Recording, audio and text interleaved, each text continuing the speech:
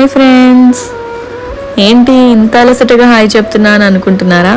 ఎందుకంటే మీ గాజుబొమ్మ నన్ను ఈ రోజు కూడా ఖాళీగా ఉండనివ్వట్లే కనుక. బ్యాచిలర్స్ అయితే ఏంటి, మనం కూడా వంటలు చేసుకోవచ్చు. అండ్ ఈరోజు స్పెషల్లీ మనలాంటి బ్యాచిలర్ ఫ్రెండ్స్ ఇంటి నుండి దూరంగా ఉండి అమ్మ చేసే వంటలు మిస్ అయ్యే వాళ్ళందరి కోసమే ఈ వీడియో అని చెప్పి నన్ను కూడా కన్విన్స్ చేసేసింది. సో అలా ఈరోజు వంటలు చేసుకుందామని ఫిక్స్ అయ్యి, ఫస్ట్గా పులిహోర అయితే ఏ ఫెస్టివల్ అయినా సింపుల్ అండ్ మోస్ట్ కామన్ కదా, అందుకే దానితోనే స్టార్ట్ చేసేసాం. తర్వాత బెల్లం తాలికలు చేసుకుందామని స్టార్ట్ చేసాం. ఆ తాలికలు చేస్తుంటే చూడాలి నా కష్టం. అమ్మో, పిండి వంటలు అంటే ఎంత కష్టం, అంత ఈజీ ఏం కాదు. అందుకే మన అమ్మ వాళ్ళు అంత ఎర్లీగా లేచి అన్ని పనులు చేస్తారు అనిపించింది.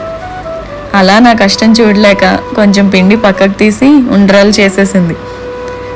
తర్వాత పాకం గారెలు వేసుకుందామని చిట్టి చిట్టి గారెలు వేసుకున్నాం. గారెలు అలా వేస్తుంటే ఒక్కసారి నాకే అనిపించింది, ఏంటి ఇన్ని వంటలు చేస్తున్నానా నేను అని.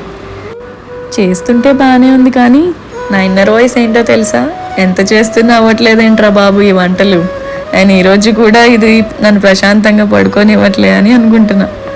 జోక్స్ అపార్ట్, కానీ ఇలాంటి మూమెంట్స్లో కూడా మా ఫన్ డబుల్ అయింది. వండిన అన్నీ రికార్డ్ చేయడం కుదరలేదు, కానీ కొన్ని క్లిప్స్ మాత్రం క్యాప్చర్ చేసాం. పరమాన్నం, అన్నం, పప్పు అన్నీ కంప్లీట్గా మీల్సే ప్రిపేర్ చేసేసాం అనుకోండి. ఇద్దరం కలిసి చేసుకుంటే చాలా ఈజీగా ఫన్గా అయిపోయింది. ఇన్ని చేశాక అది ఒకటి మిస్ అయితే ఎలా? అదేంటని అనుకుంటున్నారా? అరిటాకు. అందుకే అరిటాకు కూడా తెచ్చేసాం. ఎట్ ద ఎండ్ ఈ ప్లేటింగ్ చూస్తుంటే ఒక చిన్న సాటిస్ఫాక్షన్ ఉండింది మాకు.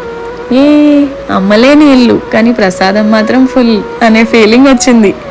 సో ఇలా బ్యాచిలర్స్ కిచెన్లో వినాయక చవితి స్పెషల్ పిండి వంటలు ఐటెం చేసాం. మిస్టేక్స్ అయి ఉంటే ఇగ్నోర్ చేయండి. మా ఎఫర్ట్స్ మీకు నచ్చితే మా ఛానల్ని సబ్స్క్రైబ్ చేయండి. అందరికీ హ్యాపీ వినాయక చవితి.